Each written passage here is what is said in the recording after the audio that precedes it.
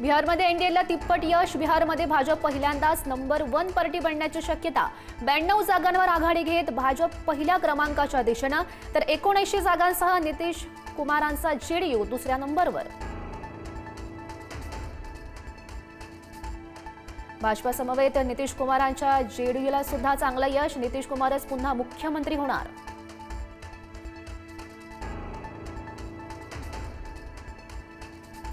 तेजस्वी यादव यांच्या राज्यासह काँग्रेसला मोठा फटका। गेल्यावेळी 75 जागांसह पहिल्या क्रमांकावर असलेल्या आरजेडीची 35 जागांवर घसरण।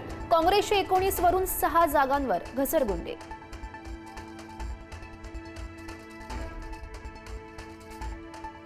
लालू प्रसाद यादव यांची दोनही मुलं पिछाडीवर। तेजस्वी यादव राघोपूर मतदारसंघामधून पिछाडीवर, तर महुआमधून तेज प्रताप यादव पिछाडीवर।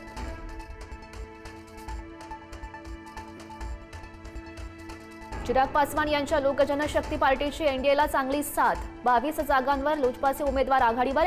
29 पैकी 22 जागांवर आघाडी घेत पासवान यांच्या लोक जनशक्ती पार्टीची मुसंडी।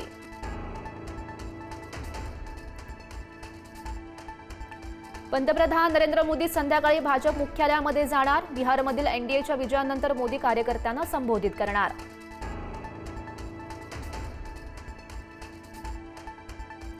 प्रशांत किशोर यांच्या जनसुराज पक्षाच्या वाट्याला भोपळा। एकही उमेदवार शर्यतीत नाही।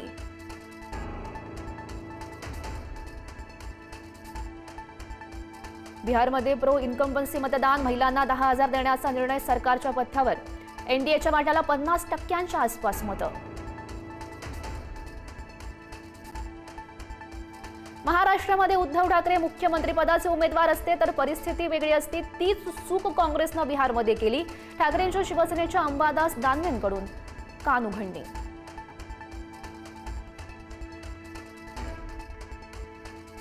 बिहारच्या निकालांना धक्का बसण्याची गरज नाही। एकदम महाराष्ट्र पॅटर्न। जी आघाडी सत्तेवर येणार याची खात्री होती त्यांना 50च्या आत संपवलं। बिहारच्या निकालावरून खासदार संजय राऊतांची पोस्ट।